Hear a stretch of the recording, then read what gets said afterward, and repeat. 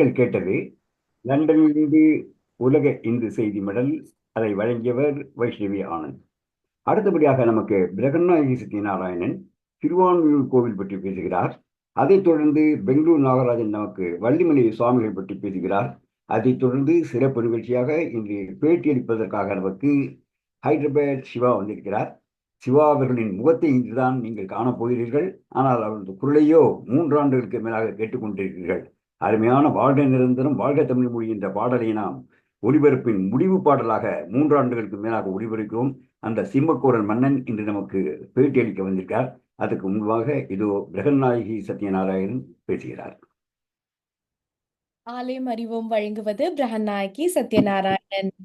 கை R வெண்மழுவா கனல் போல் திருமேனியனே, மையார் உன்கண் நல்லாள் உமையால் வளர் மார்பினனே, செய்யார் செங்கையல் பாய் திருவான்மியூர் உரையும் ஐயா, உன்னையல்லால் அடையாது எனது ஆதரவே. திருஞான சம்பந்தர் திருவடி போற்றி. ஆலயம் அறிவோம் தொடரில் இன்று நமது யாத்திரையில் இடம்பெறுவது திருவான்மியூர் திருத்தலமாகும். தமிழ்நாட்டில் சென்னை மாநகரின் கிழக்கு கடற்கரை சாலையில் அமைந்துள்ளது தேவார பாடல் பெற்ற இந்த திருத்தலம். இறைவர் மருந்தீஸ்வரர் ஸ்வயம்புலிங்கம், இறைவி திரிபுர சுந்தரி அல்லது சொக்கநாயகி 4 கரங்களுடன் காட்சி தருகிறாள். தீர்த்தம் ஜன்மநாசினி, காமநாசினி, பாபநாசினி, ஞானதாயினி, மோக்ஷதாயினி ஆகிய 5 தீர்த்தங்கள். ஸ்தல விருட்சம் வன்னிமரம். இந்த திருத்தலத்தை பற்றிய ஏராளமான புராண வரலாறுகள் உண்டு. மார்க்கண்டேய மகரிஷியின் உபதேசப்படி வால்மீகி முனிவர் இங்கு ஈசனை வணங்கி வழிபட்டு முக்தி பெற்ற தலம் இது. வால்மீகி முனிவர் இங்கு ஈசனை வழிபட்டதால் இந்த தலத்தில் ஈசர் வான்மீகநாதர் என்று அறியப்படுகிறார். அத்துடன் வன்னி மரத்தை சுற்றி இருந்த பரந்த இடமும் திருவான்மியூர் என்ற பெயரை பெற்றது. தேவர்கள் திருப்பார்கடலை கடைந்த போது அவர்கள் வாசுகி பாம்பை கயிறாகவும் மேருமலையை மத்தாகவும் பயன்படுத்தினர். அப்போது ஆலகால விஷம் வெளிவந்தது. அந்த விஷத்தை கழுத்தில் இருத்தி ஈசன் உலகத்தை காத்தார். இதைத் தொடர்ந்து தன்வந்திரி அமிர்த கலசத்துடன் வெளிப்பட்டார். அந்த அமுதத்தை கொண்டே தேவர்கள் சிவபிரானுக்கு அபிஷேகம் செய்தனர். ஆகவே ஈசனது பெயர் அமுதீசர் என்று ஆனது. அமுதமான மருந்தாலேயே அமைந்ததால் மருந்தீசர் என்ற பெயர் பெற்றது. இன்னொரு வரலாறும் உண்டு. ஒரு சமயம் இந்திரன் காமதேனுவை வசிஷ்டரிடம் ஒப்படைக்க பூஜையின் போது காமதேனு பால் சுரக்கவில்லை. இதனால் வெகுண்ட வசிஷ்டர் காமதேனுவை காட்டுப்பசுவாக போகுமாறு சாபம் கொடுத்தார். சாப விமோசனம் வேண்டிய காமதேனுவிற்கு வசிஷ்டர் மனம் இறங்கி திருவான்மியூரில் வன்னி மரத்தடியில் ஸ்வயம்புவாய் தோன்றிய ஈசனை வழிபட்டு சாப விமோசனம் பெறுமாறு கூறினார். அப்படியே காமதேனு தினமும் இங்கு பால் சுரந்து ஈசனை வழிபட்டு சாப விமோசனம் பெற்றது. அதனால் ஈசனுக்கு பால்வண்ணநாதர் என்ற திருப்பெயரும் ஏற்பட்டது. சதயபுரியை ஆண்டு வந்த மன்னன் சதாயு ஒரு நாள் வேட்டையாடும் போது சிங்கம் ஒன்றின் மீது அம்பை விட அது வெகு வேகமாக ஓட அதை கண்ட காமதேனு பயந்து ஓடியது. அப்போது அதன் குழம்பு ஈசனின் தலையிலும் மார்பிலும் பட்டது. அந்த காலடி தடங்கள் இன்றும் நாம் காணலாம். அகத்திய முனிவர் இங்கு வந்து 108 சிவலிங்கங்களை ஸ்தாபித்தார். அவை பிரதான மண்டபத்தில் உள்ளன. பிரதான ஈஸ்வரரான மருந்தீஸ்வரர் சுயம்புலிங்கமாய் சுமார் 1.5 அடி உயரத்துடன் அழகிய காட்சி அருள்கிறார். இங்குள்ள அம்பிகை 4 கரங்களுடன் சுவாமிக்கு பின்புறமாக தெற்கு நோக்கி இருந்து காட்சி தருகிறாள்.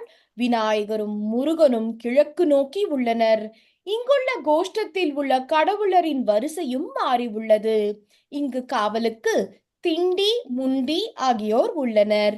சிவபிரானின் தலையிலிருந்து தெரித்த 5 நீர்த்துளிகள் ஜென்மநாசினி, காமநாசினி, பாபநாசினி, ஞானதாயினி, மோக்ஷதாயினி ஆகிய 5 தீர்த்தங்கள் ஆயின.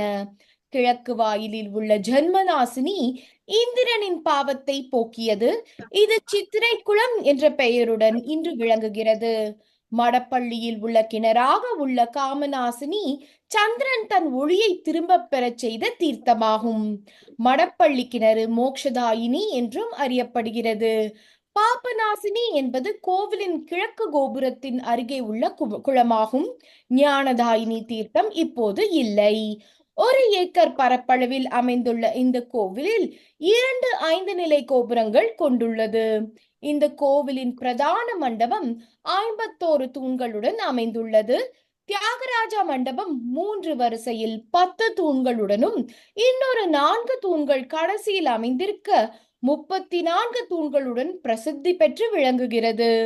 இங்கு சோமஸ்கந்தர் சிலை உள்ளது. சுப்பிரமணியர், விநாயகர், கஜலட்சுமி, தன்வந்திரி, சரபேஸ்வரர், நரசிம்மர் உள்ளிட்ட பல தெய்வங்களின் சிலைகள் இங்கு உள்ளன. அம்மன் சந்நிதியில் உள்ள பிரதான மண்டபத்தின் மேற்கூரையில் பல்வேறு அழகிய சித்திரை வேலைப்பாடுகள் உள்ளன. இங்கு மருந்தீஸ்வரர் கோவிலுக்கு எதிர்ப்புறம் மிக அருகில் வால்மீகி முனிவருக்கான ஒரு சிறு கோவில் அமைந்துள்ளது. 1200 ஆண்டுகள் பழமை வாய்ந்தது இந்த திருக்கோவில். இத்தலத்தில் ஞானசம்பந்தர் 2 பதிகங்களையும் திருநாவுக்கரசர் 1 பதிகத்தையும் அருளி உள்ளனர்.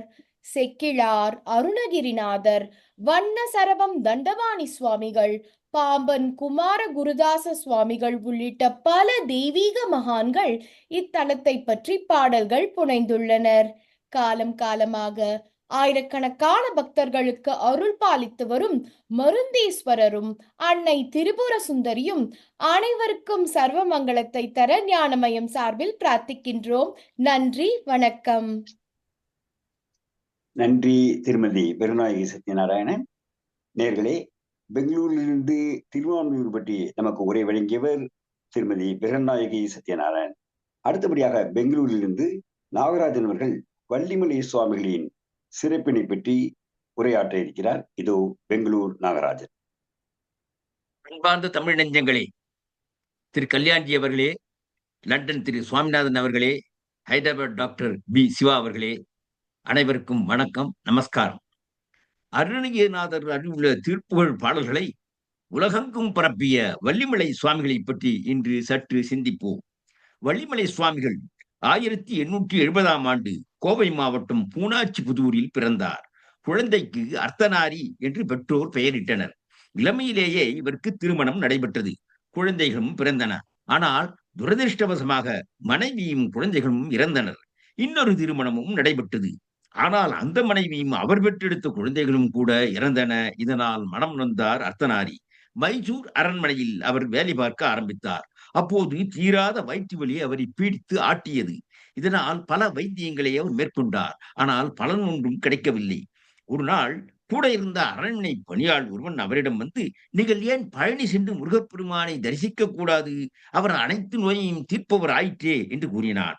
உடனே அர்த்தநாரி பழனி சென்று அங்கேயே இருந்து அபிஷேகத்திற்கு தீர்த்தம் கொண்டு வருவது உள்ளிட்ட சேவை பணிகளை செய்ய ஆரம்பித்தார். விரதம் மேற்கொண்டார். அதன் பலனாக அவரது தீராத நோய் தீர்ந்தது. அங்குள்ள உற்சவ காலத்தில் ஒரு நாள் தேவதாசி ஒருத்தி திருப்புகழ் பாடல் ஒன்றை பாடினாள். வங்கார மார்பில் அணிதாருடையர் கோடசைய கொந்தார மாலை குழலாரமுடு தோல்புரள வன்காதில் ஓலை கதிர் போல ஒளி வீச இதழ் மலர் போல என்று தொடங்கும் அந்த பாடலை கேட்ட அர்த்தநாரி மனமுருகினார். சிங்காரு ரூப மயில் வாகனா நமோ நமன, சுந்தா குமார சிவ தேசிக நமோ நமன, சிந்தூர பார்வதி சுதாகர நமோ நமன, விருதோதை சிந்தான சோதிகிதிர் வேலவ நமோ நமன, கங்காள வேணி குருவானவ நமோ நமன, தின்சூர ராழிமலை தூள்படவை வேலைவிடு முருகோனே. இந்த பாடலை கேட்ட அர்த்தநாரி திருப்புகழ்பால் பெரிதும் ஈடுபட்டார். அப்போது அவருக்கு அங்கிருந்த சிறுவன் ஒருவன் தமிழை கற்றுக் கொடுக்க முன்வந்தான். அவன் மூலம் தமிழை நன்கு கற்ற அவர் திருப்புகழ் பாடல்கள் அனைத்தையும் போதலானார். இனிமையான குரலில் அழகான ராகங்களுடன் அவர் திருப்புகழ் பாடல்களை பாட அதை கேட்க மக்கள் பெரும் திரளாக கூடலாயினர். திருப்புகழை கேட்டு இன்புற்றனர். அப்போது அவருக்கு வயது 42. தெய்வ பக்தியில் ஊறி திளைத்த அர்த்தநாரி தலம் தலமாக சென்று இறைவனை வழிபடலானார். 24/12/1912 அன்று அவர் திருவண்ணாமலையை வந்தடைந்தார். அங்கு பகவான் ரமண மகர்ஷியை தரிசனம் செய்தார். மகரிஷி அவரை ஒரு கணம் பார்த்தார், அவ்வளவுதான். அர்த்தநாரி மெய்மறந்தார். அங்கேயே ரமணருக்கு பணிவுகளை செய்யலானார். அவர் திருப்புகழ் பாடலை அவரும் பாடியவாறே இருந்தார். ஒரு நாள் ரமண மகரிஷி மலையை விட்டு கீழே இறங்கி போ என்று அவரிடம் கூறினார். ஒரு தவறும் செய்யவில்லையே, ஏன் மகரிஷி நம்மை மலையை விட்டு கீழே இறங்கச் சொல்கிறார் என்று எண்ணிய அவர் மகரிஷியின் கட்டளைப்படி கீழே இறங்கலானார். அங்கே வழியில் பெரும் அருளாளனான சேஷாத்ரி சுவாமிகள் எதிரில் வந்து அவரை ஆட்கொண்டார். ஆதிசங்கரின் சிவ் மானச பூஜா ஸ்தோத்திரத்தில் 4வது ஸ்லோகத்தை கூறிய சுவாமிகள் அதனுடைய அர்த்தத்தை விளக்கினார். பின்னர் இதே போல அர்த்தம் உள்ள திருப்புகழ் பாடல் ஏதேனும் உள்ளதா என்று கேட்டார்.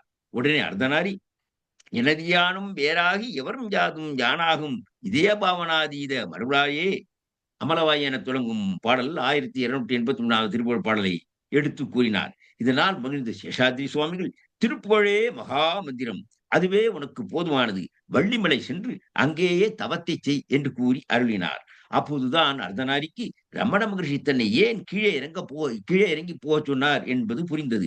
இரு பெரும் மகான்களின் ஆசையை பெற்ற அவர் நேராக வள்ளிமலைக்கு சென்றார். அங்கு பர்வதராஜன் குன்று என்ற இடத்தை தனக்குரிய தவத்திற்குரிய இடமாக தேர்ந்தெடுத்து அங்கு தவம் செய்யலானார். அன்று முதல் அவர் பெயர் வள்ளிமலை சுவாமிகள் என்று ஆயிற்று. வள்ளி வாழ்ந்த இடம் என்பதால் வள்ளிமலை என்று அழைக்கப்படும் இந்த அழகிய குன்று வட ஆற்காடு மாவட்டத்திலே அமைந்துள்ள இடமாகும். பல சித்தர்கள் வாழ்ந்த சித்தர் மலையான வள்ளிமலையில் நிறைய சுனைகளும் குகைகளும் உண்டு. இங்குள்ள கோவிலில் முருகன் வள்ளி தெய்வயானையுடன் காட்சியளிக்கின்றார். கோவிலுக்கு பின்புறம் சரவண பொய்கை என்ற குளம் உள்ளது. இங்கு வள்ளி மஞ்சள் அரைத்த பாறையும் முருகன் மரமாய் தோன்றிய இடமும் உள்ளன. இங்கு சூரியன் காணா சுனை என்று ஒரு சுனை உள்ளது. இதில் சூரியனின் கிரணங்களே படாது என்பது ஒரு அதிசயம். இந்த இடத்திலேதான் வள்ளியிடம் முருகன் தேனும் திளைமாவும் கேட்டு பெற்றாராம். அவருக்கு விக்கல் ஏற்பட சூரிய ஒளிபடாத நீர் வேண்டும் என்று கேட்க இந்த சுனை நீர்தான் தரப்பட்டதாம். அவர் விக்கலும் நின்றதாம். இந்த தீர்த்தம் புனிதமானது என்பதால் அனைவரும் இந்த தீர்த்தத்தை எடுத்து தலையிலே தெளித்துக் கொள்கின்றனர். கன்னிப்பெண்கள் நல்ல கணவனை தந்து அருளுமாறு முருகனை இங்கு வேண்டிக் கொள்கின்றனர்.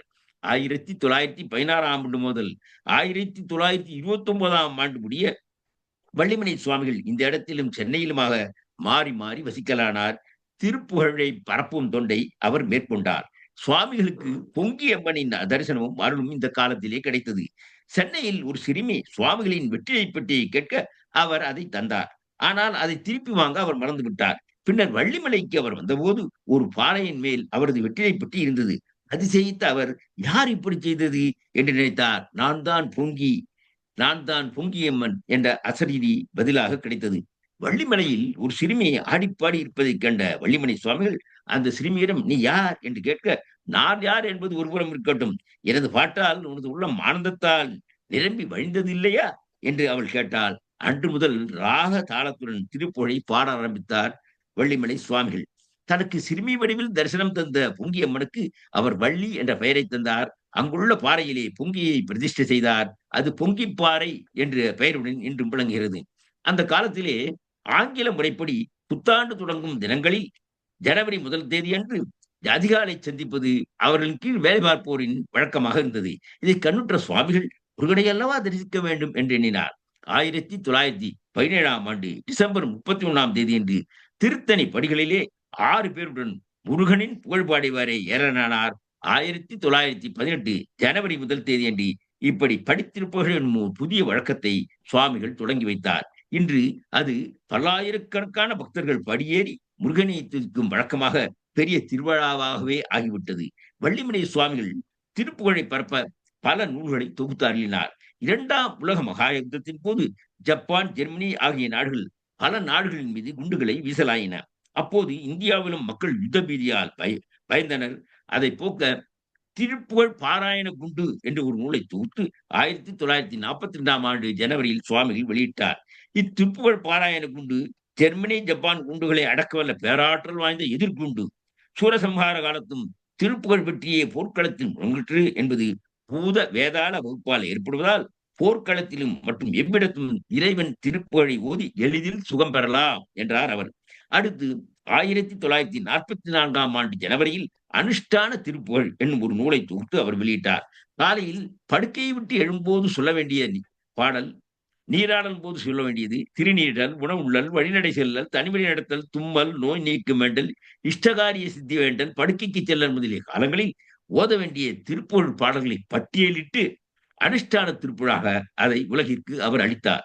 அடுத்து மெய்க்காவல் எனப்படும் வேல்மாறல் என்ற தொகுப்பை அவர் அருளினார். இதில் அருணகிரிநாதர் பாடிய வேல் வகுப்பின் 16 அடிகளை முன்னும் பின்னுமாகவும் மேலும் கீழுமாகவும் மாற்றியமைத்து 64 அடிகளாக ஆக்கி அதற்கு வேல்மாறல் என்ற பெயரை தந்து அருளினார். சுவாமிகள் பசுக்களை பூஜிப்பதில் மிகவும் விருப்பம் உள்ளவர். தினமும் காலை மாலை வேளைகளில் பசுக்களை பூஜிப்பதற்காக உள்ள பாடல்களை தொகுத்து திருப்புகழ் கோ பூஜை என்று அதற்கு பெயரிட்டு ஒரு நூலை 1946 ஜனவரியிலேயே அவர் வெளியிட்டார். வள்ளியை ஜீவாத்மாகவும் முருகனை பரமாத்மாவாகவும் வள்ளியாடவன் முருகனை திருமணம் செய்தலையே ஜீவ பிரம்ம ஐக்கியமாகவும் வைத்து திருப்புகழ் ஞான சச்சிதானந்த வள்ளி சரிதம் என்ற ஒரு நாடக வடிவான நூலை அவர் 1935க்கு முன்னமேயே எழுதினார். இந்த வள்ளி திருமண கதாகாட்சேபத்தை 10 நாட்கள் மற்றும் 16 நாட்கள் என்ற அளவிலே விரித்து அனைவரும் ரசிக்கும்படி அவர் உரையாற்றினார். திருப்புகழுக்கு ராக தாளங்களையும் சுவாமிகள் அமைத்தார். சுவாமிகளின் இடைவிடாத முயற்சியால் ஆங்காங்கே திருப்புகழ் குழுக்கள் அமைக்கப்பட்டன. 4/1/1929 அன்று ஸ்ரீ சேஷாத்ரி சுவாமிகள் சமாதி அடைந்தார். அப்போது வள்ளிமலை சுவாமிகள் அங்கு சென்று சமாதி காரியங்களிலே கலந்து கொண்டார். அடுத்து 14/4/1950 பகவான் ரமண மகிழ்ச்சி சமாதி அடைந்தார். தன் இரு குருமார்களான சேஷாத்ரி சுவாமிகள் மற்றும் ரமணர் சமாதி அடைந்த பின்னர் சுவாமிகளும் தனது தேகத்தை விடுக்க எண்ணம் கொண்டார்.